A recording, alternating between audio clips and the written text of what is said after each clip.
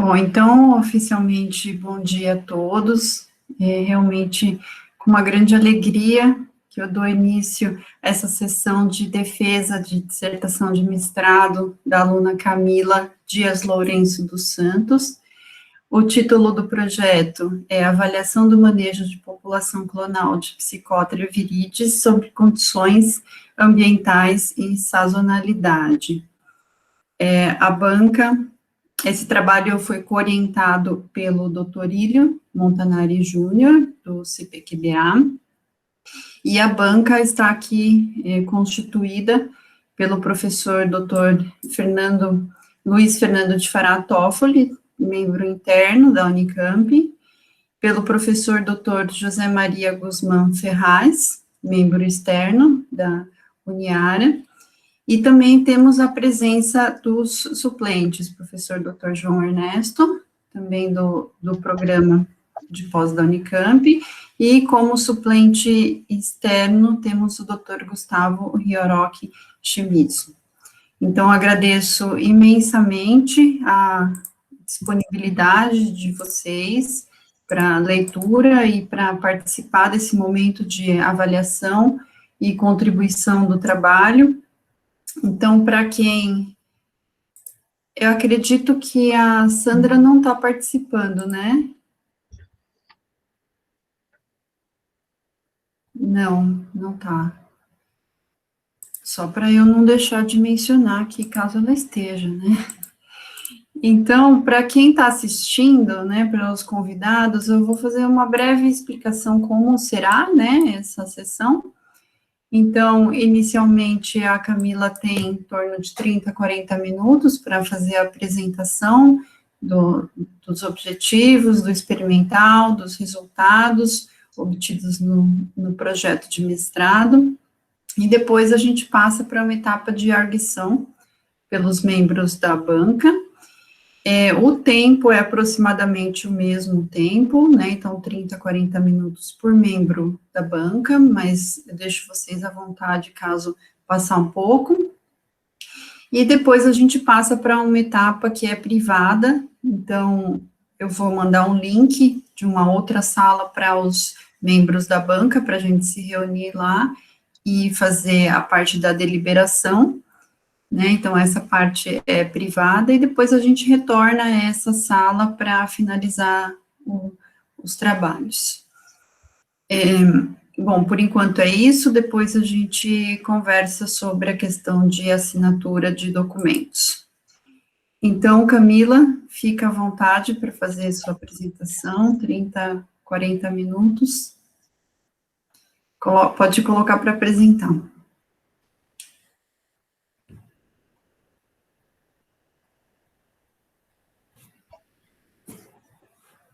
Bom dia. Vocês estão me ouvindo bem? Mais ou menos. Está um pouquinho baixo.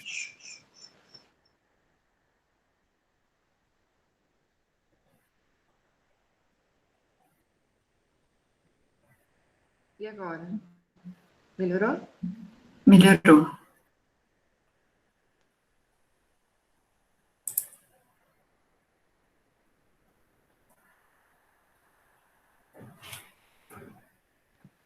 Desculpa, Márcia, não te ouvi. Estava aqui sincronizando o computador e o celular. Agora está melhor? Sim, agora está bom. Tá bom. Vamos lá. Bom dia, uma alegria esse dia que chego. Agradeço muito, assim, a presença de todas, assim, que participaram dessa jornada junto comigo.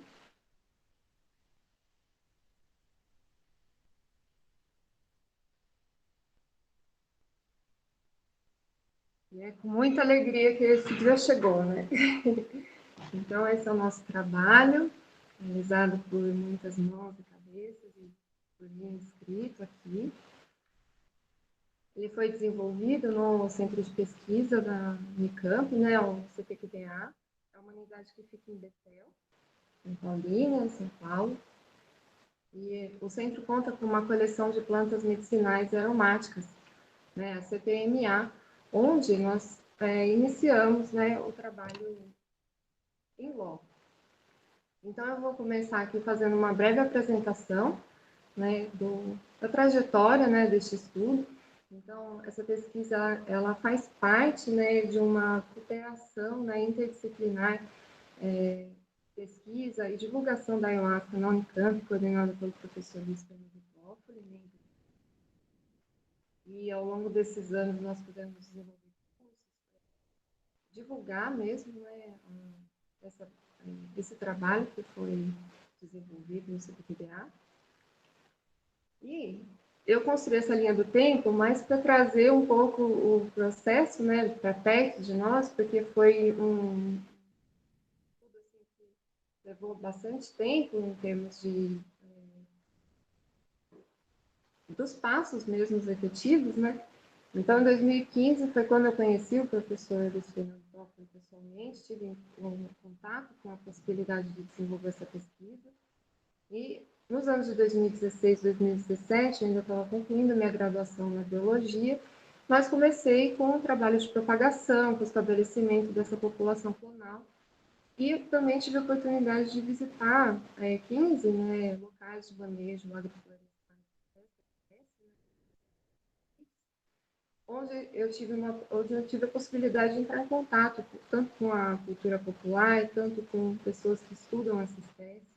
Em 2018, eu ingressei no programa de mestrado do programa de farmácia, né, de ciências farmacêuticas da Unicamp, onde eu tive a oportunidade de iniciar processos, né, de exploratórios, né, com relação à fitoquímica dessa espécie. Então, nós desenvolvemos processos de extração, começamos a análise fitoquímica, né? Mas em 2019 eu pausei esse trabalho em função da minha licença maternidade, né? Imaginando a possibilidade de retornar, mas em 2020 nós tivemos aquela triste surpresa, né, com essa pandemia, e foi quando nós conversamos, eu e a professora Márcia, sobre então alterar o escopo inicial do projeto, que era fazer esse estudo interdisciplinar, químico e agrícola, né? Então, hoje nós vamos ver uma parte desse trabalho, né, a parte que foi concluída formalmente, né, que é o estudo do manejo da psicotria viris. Então, eu vou trazer aqui brevemente os aspectos teóricos, né, apresentar essa espécie, falar do seu contexto na utilização da ayahuasca e introduzir o conceito de plasticidade fenotípica em termos ecológicos. Então, essa espécie, Psychotria viridis, é uma planta da família Rubiácea, uma árvore, também conhecida popularmente como chacrona ou rainha. É uma planta que, em seu habitat natural, povoa, né, o extrato do subbosque florestal. Então, eu trouxe essa imagem aqui para ilustrar que uma comunidade vegetal complexa, como a floresta, ela possui diferentes estratos onde as plantas estão em diferentes níveis de altura, né, e distribuição. Então, o subbosque é um nível intermediário onde as plantas recebem bastante sombreamento, né, desse dossel, que é a cobertura proporcionada pela copa das árvores. Além disso, a Psychotria viridis apresenta interações ecológicas com ácaros, né? Então, tem um estudo recente escrito pela Odilena Miranda, que discute a questão das domáceas, né? Que é uma estrutura epidêmica da folha, que nós observamos nesse estudo como um parâmetro foliar, né? Que está relacionado com essas interações ecológicas, né? Possivelmente são estruturas habitadas por ácaros, micófagos, os ácaros ainda não foram identificados, né? Mas é algo que já está constatado a presença, né, desse artrópode na planta, e são estruturas que são induzidas no início da formação da folha. Então, é possível que haja um mecanismo, né, de defesa contra fungos e bactérias por parte dos ácaros, né? Então, proporciona esse loco, né, esse local de abrigo. Então, aqui um detalhe do trabalho da Miranda. E aqui a histologia, né? Então, o corte da presença da domás. Além disso, essa espécie, né, conta com uma propriedade interessante, né, que são, né, os alcaloides bioativos. E aqui nós demos ênfase, né, ao ADMT, né, a N,N-dimetiltriptamina, que é uma molécula muito parecida com a serotonina e apresenta uma forte ação psicotrópica. Então, está associada com processos no sistema nervoso central. E isso faz dessa folha, então, um ingrediente importante, né, para a preparação da ayahuasca, que é uma decocção, né, feita com o caule do cipó Banisteriopsis capi e as folhas da psicotrívia. Em quechua, que é o tronco, né, das línguas dos povos nativos aqui da América do Sul, na Amazônia. Essa bebida, né, ela é também conhecida, né,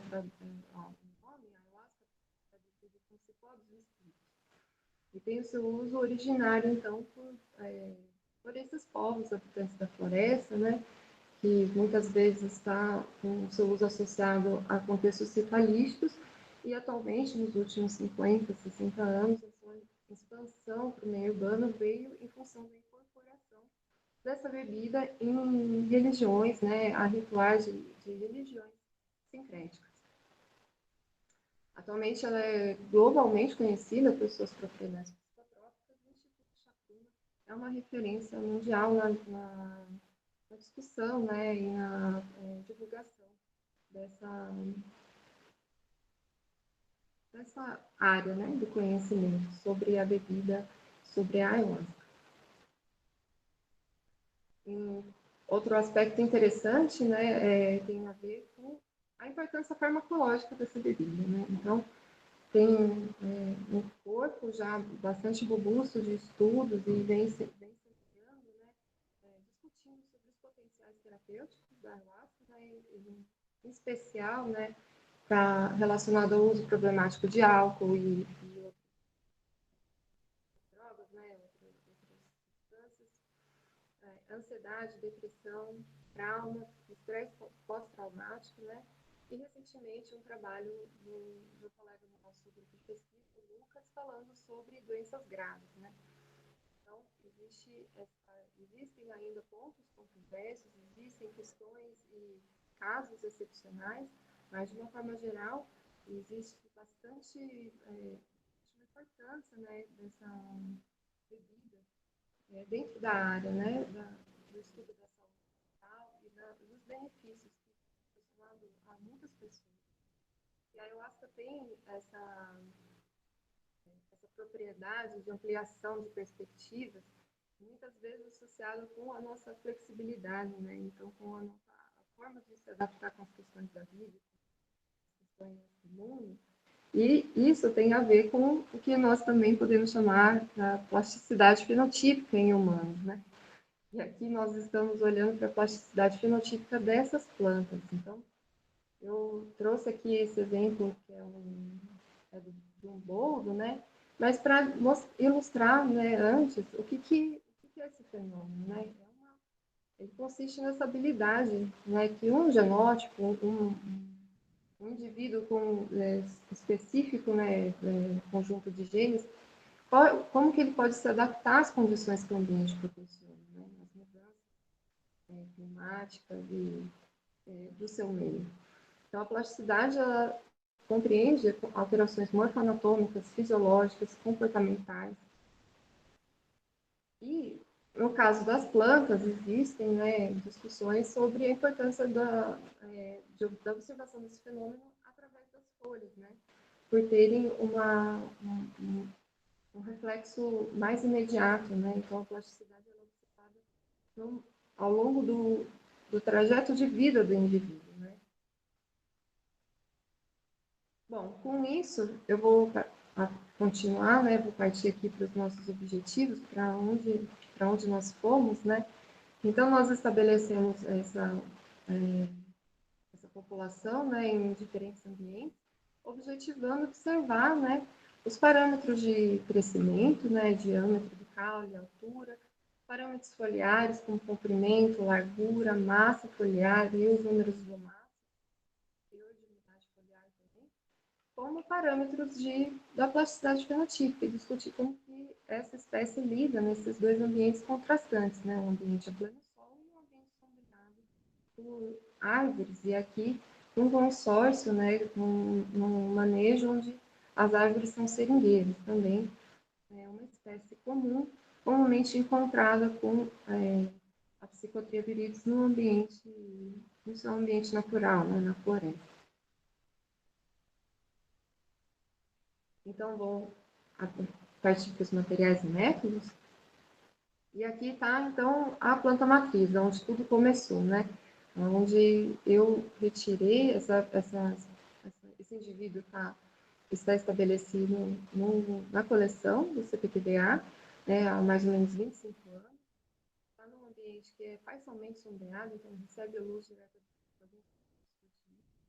E eu realizei, então, uma coleta aleatória ao redor da planta, né? Um aspecto interessante é essa ramificação do tronco na base. E assim, ao longo do ano de 2016, eu realizei a propagação vegetativa para a formação das mudas que seriam então, estabelecidas no campo posteriormente. Esse estabelecimento foi conduzido ao longo de 2017, foi a aclimatação, onde nós realizamos, né, essa individualização dos brotos, a manutenção dos vasos, controle, né, dos pulgões e todo o cuidado contando com uma irrigação diária, né, que estava automatizada ali. Então, no final de 2017, elas estavam com esse aspecto, mais ou menos 50 centímetros, e prontas para ir para o campo.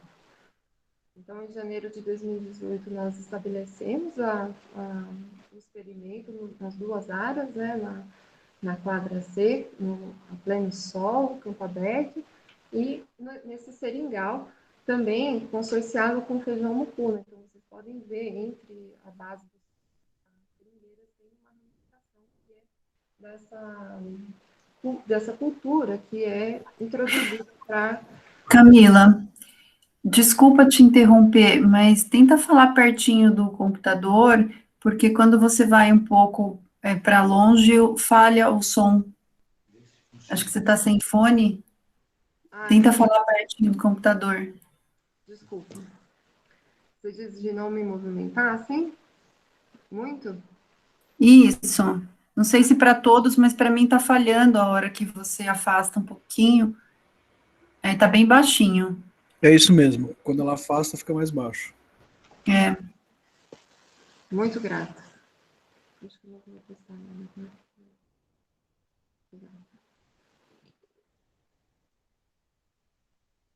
Bom.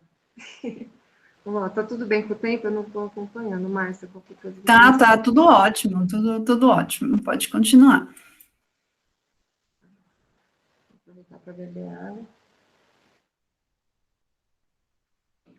Então, aqui, 2018, nós colocamos essas plantinhas na terra, né? E aqui é a equipe do campo do CPQDA, a gente fez um mutirão e no mesmo dia colocamos as 120 plantas no chão. Então, dentro desse preparo, né, a gente fez uma análise do solo, esse aqui é o Urbano, ele é daqui, me ajudou com essa coleta. E depois que elas foram estabelecidas, né, nós realizamos a adubação com NPK químico e 2 vezes, né, no ano de 2018, e conduzimos um regime hídrico de 20 litros de água por planta, né, toda semana. Então, uma diferença aqui foi que nas plantas a pleno sol, essa irrigação foi por aspersão, devido à localidade, né, ela estava inserida dentro da coleção.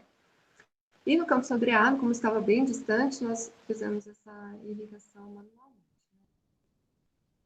Auxiliou muito nesse processo. E, então, as medidas de crescimento, como que eu apresentei nos objetivos, elas foram conduzidas ao longo dos meses, né, de maio de 2018 a maio de 2019, né, trimestralmente, onde onde nós, né, eu e pessoas, né, que me ajudaram, nós tomamos medidas individuais de altura, com régua, né, e de diâmetro. E ao longo desse tempo também fazendo um registro fotográfico acompanhando o estágio de desenvolvimento, né, as fases dessas plantas. Depois, a coleta das amostras foliares foi conduzida numa outra sistemática, né? Então, foram coletadas 4 folhas por planta em cada ambiente, né? Então, chegando a um número de 1920 folhas, né? Analisadas individualmente. E essas coletas elas foram conduzidas nas lunações do no verão e outono de 2019.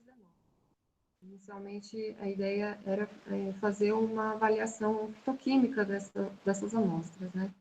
Então, em função disso, nós desenhamos essa coleta, estabelecendo as lunações como uma referência de calendário. Dentro desse processamento das coletas, né, então foram medidas a altura, o comprimento e a largura das folhas, a contagem do número de domadas e as medidas de massa fresca e massa seca para a determinação do teor de umidade foliar, né? A secagem foi conduzida a 40 graus durante 24 horas.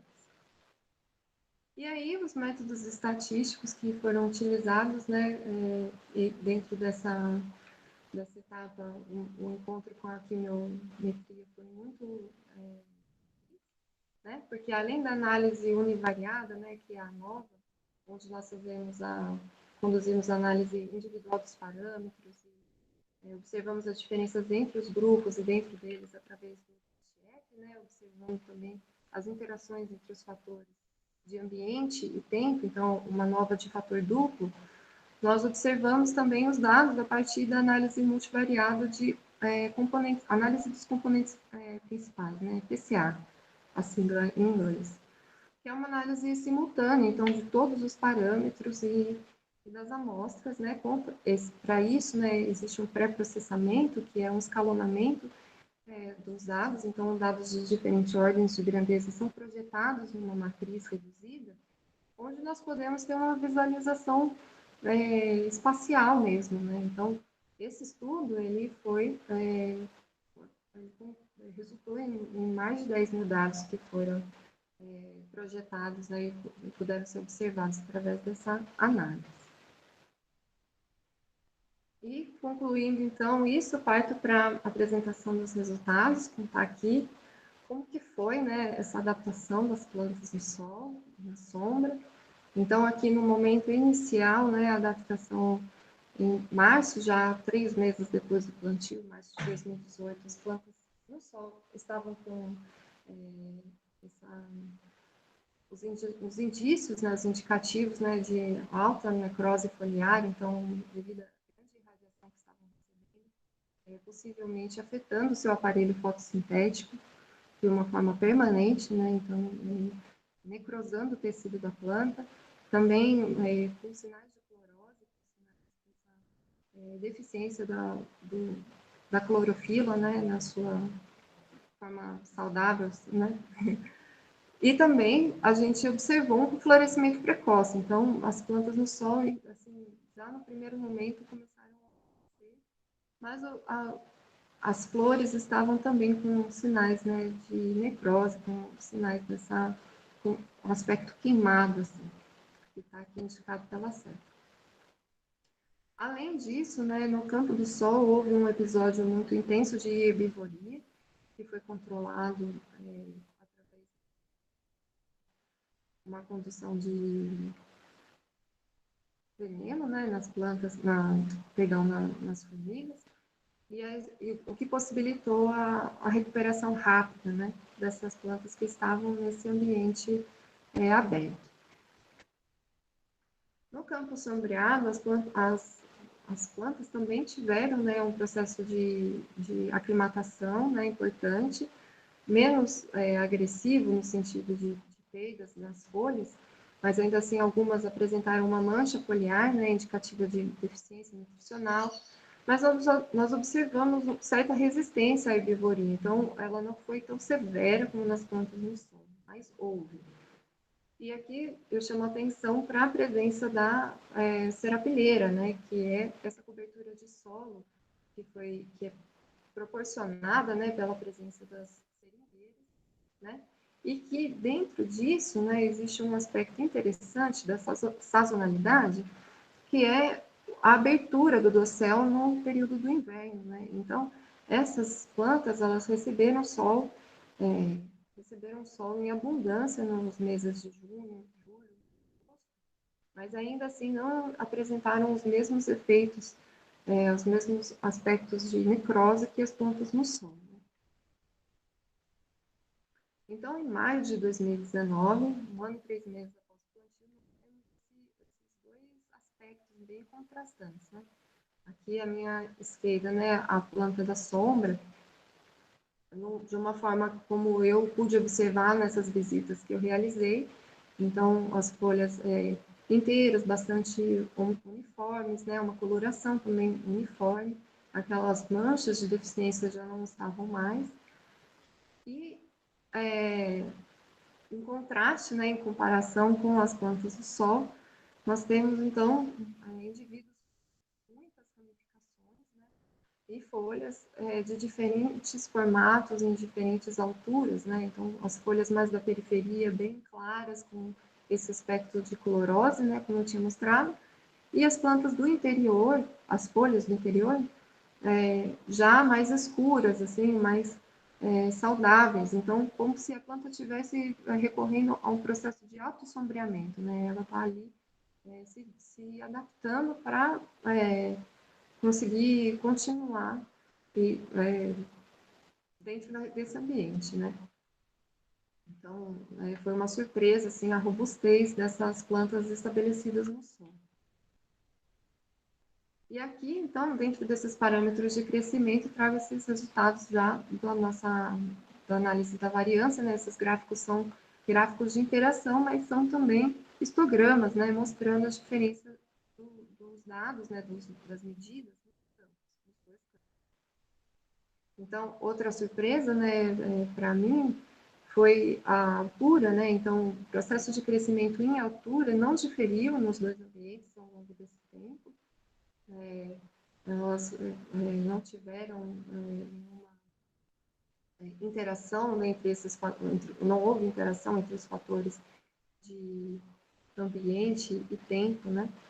Mas no diâmetro do caule nós observamos um comportamento diferente, né? E também muito comum, né, em outras espécies, que é esse espessamento do caule, né, em ambientes mais ensolarados, em ambientes abertos, né. Então, a partir de maio de 2018, a altura, né, o diâmetro do caule, ele foi se diferindo significativamente, né, apontando para uma interação entre o ambiente, né, o fator que é o ambiental e o fator temporal.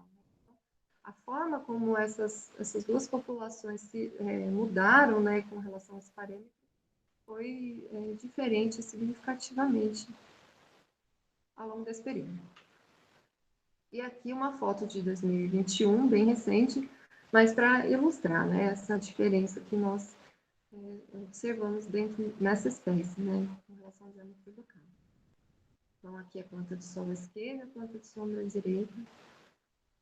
E com relação às medições foliares, eu trouxe essa imagem para mostrar, assim, visualmente, primeiro, né, porque é uma análise mais qualitativa, eu não fiz cortes, né, das folhas, mas no tato dava para perceber as folhas do sol mais enrugadas, né, com um aspecto mais espesso, as folhas da sombra eram mais flexíveis, assim, e finas, né.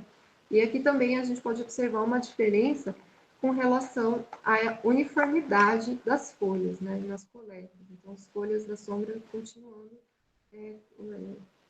mais uniformes, né.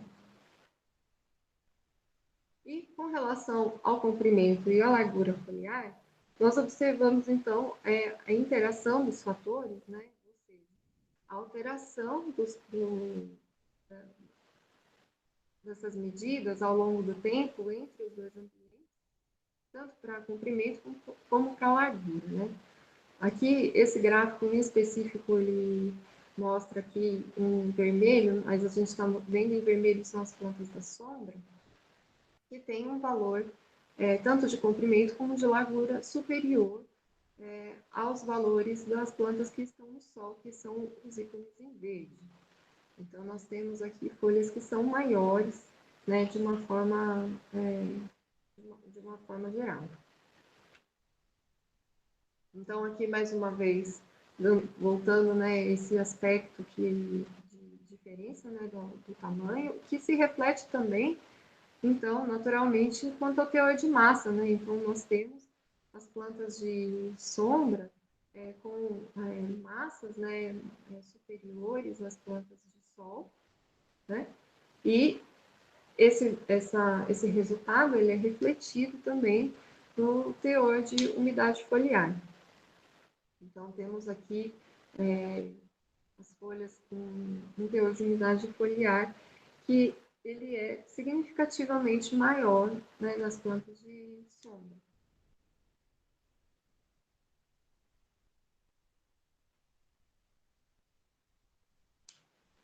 E aqui, com relação ao número de domáceas, então, foi um resultado muito interessante, né, que pude dialogar com estudos recentes, né, com esse trabalho da Miranda, que eu já tinha falado, que foi observar esse número reduzido de domáceas nas plantas de sol, né, chegando até a ser assim, ausente em muitas plantas, né. Então, a gente poderia estender essa discussão as conjecturas sobre a hostilidade desse ambiente para os ácaros ou não, né? Se essa estrutura ela é realmente induzida com a presença dos ácaros, né? Então, isso é uma pergunta que está em aberto, né? Dentro desse estudo ecológico dessa espécie, né? E aqui o que nós constatamos foi isso, né? A gente constatou plantas da sombra com um número de domáceas superior às plantas de sol, né? Independente da época do ano, né? Então, não temos aqui, no caso, uma interação, não há uma interação entre os fatores de ambiente e tempo. Nós temos apenas uma diferença significativa entre esses dois ambientes. E aqui eu chamo a atenção, então, para a correlação, que foi uma análise que nós observamos, né? A correlação das variáveis, e dentre elas uma correlação muito alta entre o número de domáceas. Então, as folhas maiores tendo o número de domáceas aumentado também. Eu trouxe aqui essa ilustração para só apontar, então, as domáceas, como elas eram contadas, né, visualmente, é uma estrutura bem delicada, assim, e aqui mostrando, então, essas folhas do sol, né, já no final das coletas, onde elas estão aqui, né, nessa foto, bastante uniformes, mas nós vemos que, então, um terço, né, da nossa amostragem aqui com domáceas presentes. E, finalmente, chegamos, então, na avaliação dos componentes principais, né? Então, vamos olhar agora de uma forma mais global para tudo isso, né? Observando a projeção aqui nesse gráfico dos scores das amostras, né? Então, como que elas estão distribuídas. E é muito bonito, né? Porque é didático. Né? A gente, quando viu, ficou feliz, assim, porque dá para ver a diferença, né? A plasticidade fenotípica desses indivíduos se manifestando aqui nesse gráfico, né? Então, à direita, né, em verde, as plantas de sombra e à esquerda, as plantas de sol. Então, aqui, no eixo X, né, onde a gente tem a componente principal 1, que apresenta 42% da variabilidade dessa amostragem total, né, nós temos essa divisão clara dos grupos de sol e sombra. E no eixo Y, que é a componente principal 2, nós já observamos, então, né, a distribuição, né? A distribuição das amostras, né? Dessa projeção, né? Dentro dessa matriz reduzida. E o que isso pode significar? Então, vamos olhar, né? Então, aqui a gente tem uma uniformidade, né? Elas estão mais homogêneas, as plantas de sombra, né? Estão mais homogêneas na PC2, que é o eixo Y, porque elas estão menos esparramadas, né? Nesse sentido, no sentido desse eixo. E aí, nós vamos olhar, então, a projeção agora das variáveis, né? Um gráfico chamado de loadings dentro dessa análise, para poder entender, então, como que essa separação se deu, né? Por que ela aconteceu dessa forma? Então, aqui nós temos dois grupos, né, principais, assim, as variáveis, elas foram enumeradas, então, de 1 a 5 eu tenho a altura, de 6 a 10 eu tenho o diâmetro do caule, que são os parâmetros de crescimento, que nós estamos observando na parte superior do gráfico, onde tem o círculo menor, né? Esse círculo menor está contemplando aqui as variáveis de altura. E os parâmetros foliares, então, é esse segundo agrupamento que está na parte inferior do gráfico, que, então, está trazendo aqui sobre a importância, né, dessas variáveis na separação das amostras, como que cada uma contribuiu, né? Na análise de IPCA, né, a projeção das variáveis para essa matriz, ela conta com uma operação matemática que implica, né, no cálculo do cosseno, né, de cada uma das variáveis para a projeção, tanto da componente principal 1 quanto da componente principal 2. E como isso pode ser traduzido, né? Quanto mais próximo do zero, então menor a importância da variável para a diferenciação dessas amostras. Para a gente entender, então, melhor, aqui a gente tem o gráfico que eu apresentei anteriormente, que é o gráfico de scores, né? Nesse gráfico de scores, eu tenho aqui, né, na parte, no meu lado direito, né, do lado positivo, né, da componente principal 1, eu tenho os indivíduos de sombra. E no meu gráfico de loadings, na parte, né, do lado positivo, né, da PC1, eu tenho os parâmetros foliares. Ou seja, eu tenho aqui que os parâmetros foliares eles foram bastante importantes para a diferenciação dessas populações, né, para a diferenciação da população do grupo de sombra específico, né, que foi o que nós observamos, né? Todos os parâmetros de comprimento, de massa, de número de domácio tendo valores superiores, significativamente superiores aos valores das plantas de sol.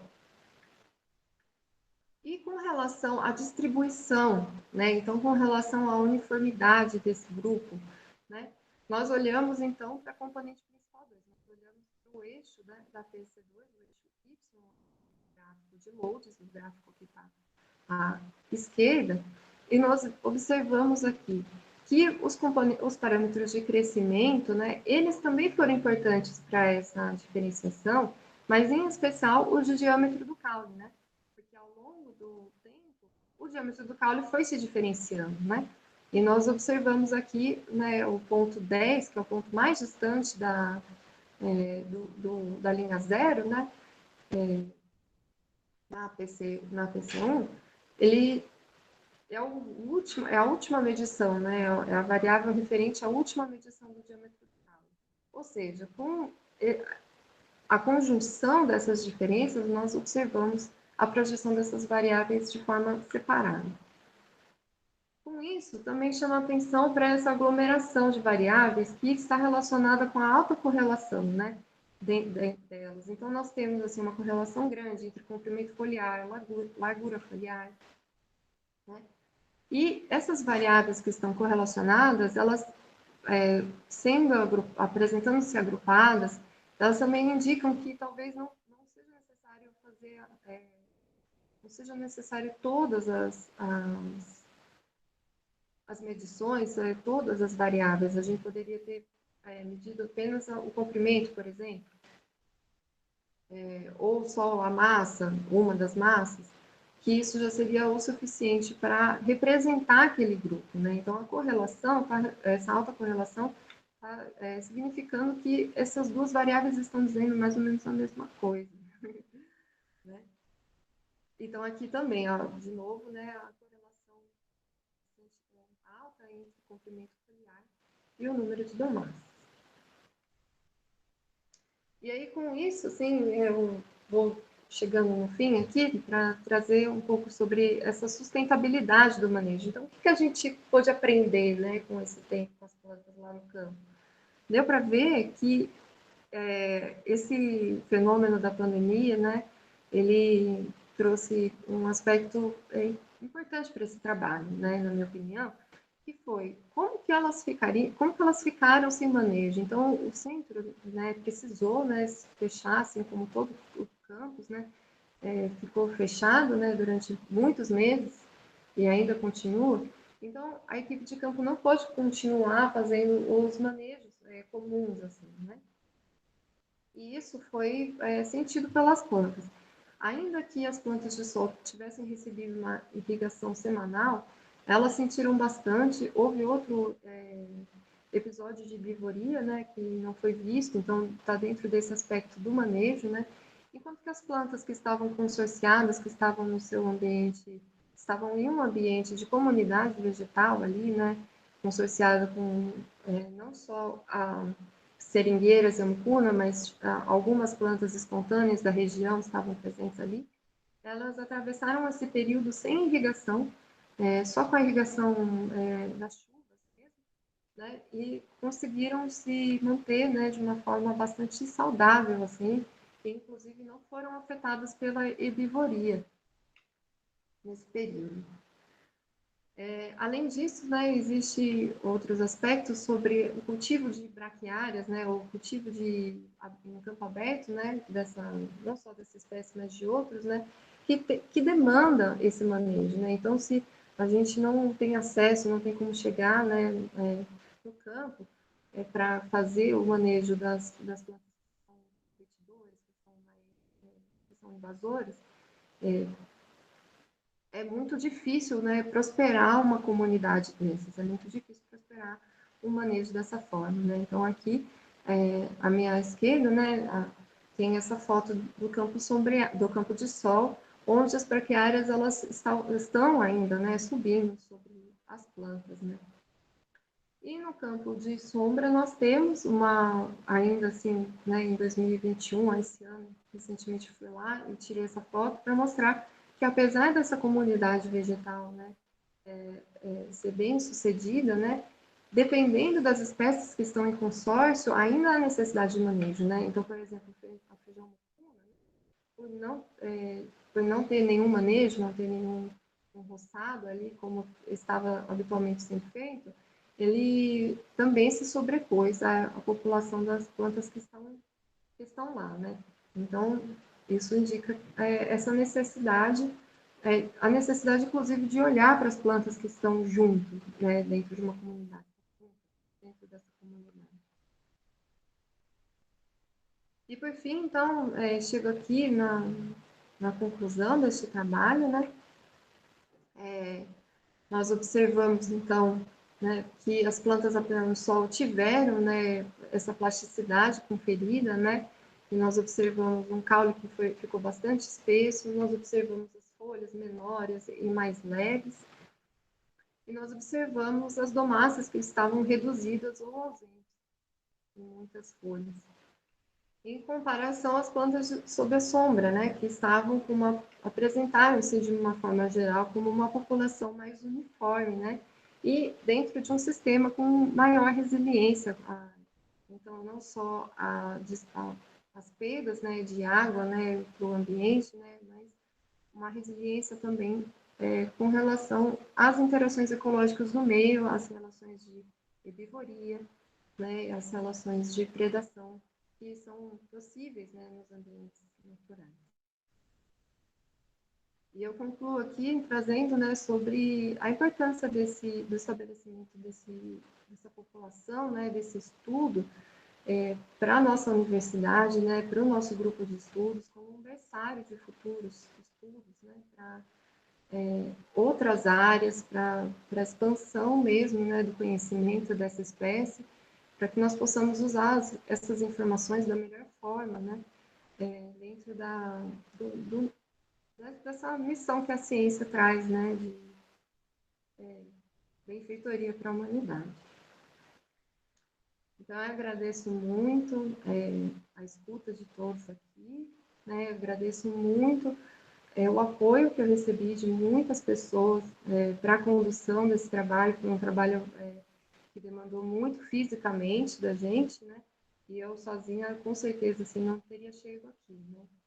Então, eu sou bastante grata a todas, todos, e eu preparei um vídeo, né, de 2 minutos aqui, vou pedir licença para finalizar com ele.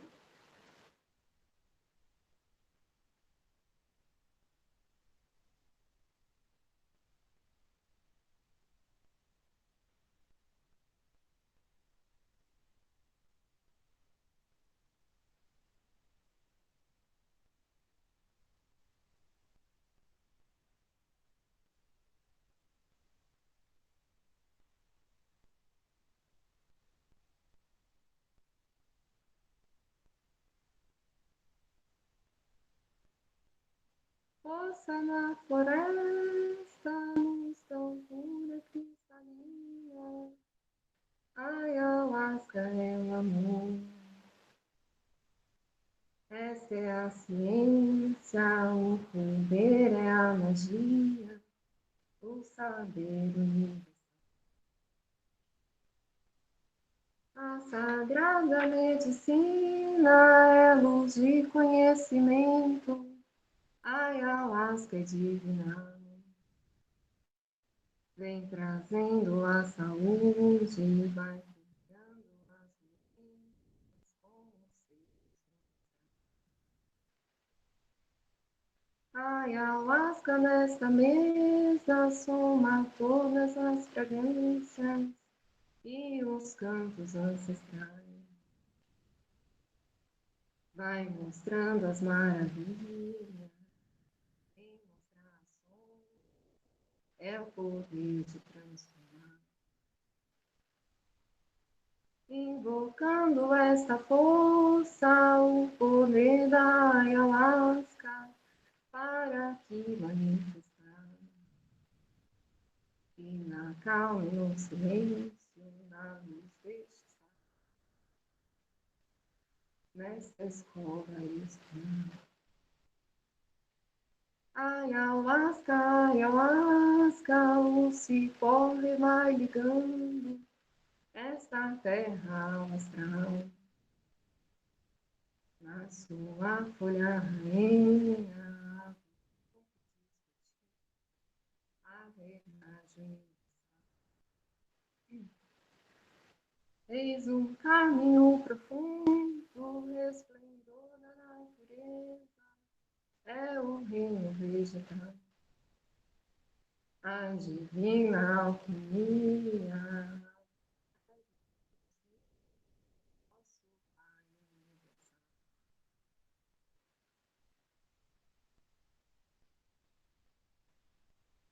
Eis um caminho profundo, resplendor da natureza, é o reino vegetal. A divina alquimia, a mistura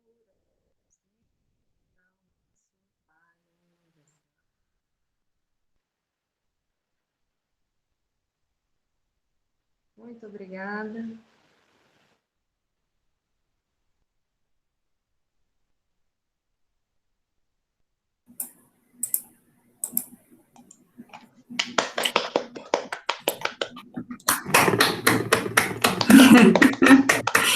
Foi lindo, Camila.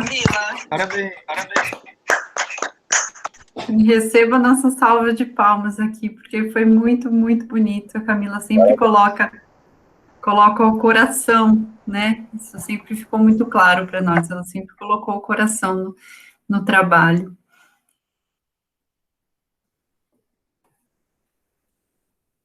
Pessoal, vamos passar então para a segunda etapa aqui, que é a etapa de arguição pelos membros da banca.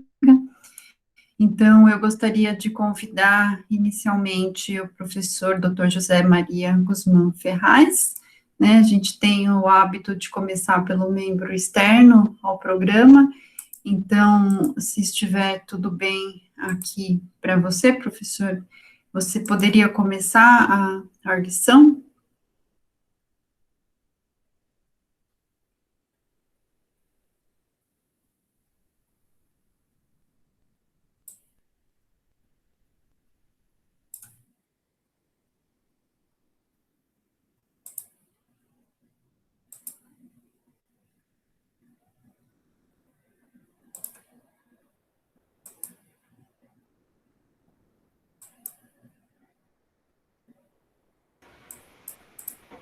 Será que ele está falando sem ligar o microfone? Eu estou vendo aqui, eu acho que ele saiu da reunião. Na verdade, Não está na sala agora. não está. Eu estava vendo, eu recebi hoje de manhã um e-mail da Karen dizendo que ele estava com dificuldade para acessar, mas depois ele conseguiu entrar, né? Ele estava aqui quando a gente iniciou. Aí agora, estou vendo aqui meus e-mails, né, e recebi aqui uma notificação, ele falou assim, ainda sem autorização para participar. Mas ele estava aqui, não estava, pessoal? Mas que horas foi esse e-mail, Márcia? Será que foi um pouquinho antes de você autorizar? Então, teve um primeiro, antes de eu autorizar, e eu respondi para ela, falei, tá tudo certo. Aí agora, eu acabei de ver aqui, há 22 minutos, 8h57, ele respondeu assim, ainda sem autorização para participar. Não entendi. Eu vou tentar contactar ele aqui por e-mail, enquanto isso, vamos inverter, então, a ordem. Márcia, deixa eu só perguntar uma coisa, você não tem o telefone dele? Ou a Camila? Eu tenho, verdade, eu vou ligar para ele. Tá bom, pode. Da minha Por parte, favor. tudo bem, posso falar sem nenhum problema. Só se vocês quiserem também, a gente pode esperar um pouquinho, de repente resolve rápido e ele pode ouvir também, porque eu acho que é interessante. Isso, eu também acho. Eu vou parar. Se os demais não se incomodarem, eu não me incomodo de esperar um pouquinho, não. Certo, eu também não. Eu acho que essa é a melhor coisa a fazer, realmente. Vamos tentar encontrá-lo aí. Então, só um minutinho, tá, pessoal? Eu vou parar a gravação aqui, para o vídeo não ficar muito longo, depois eu retomo em outro vídeo.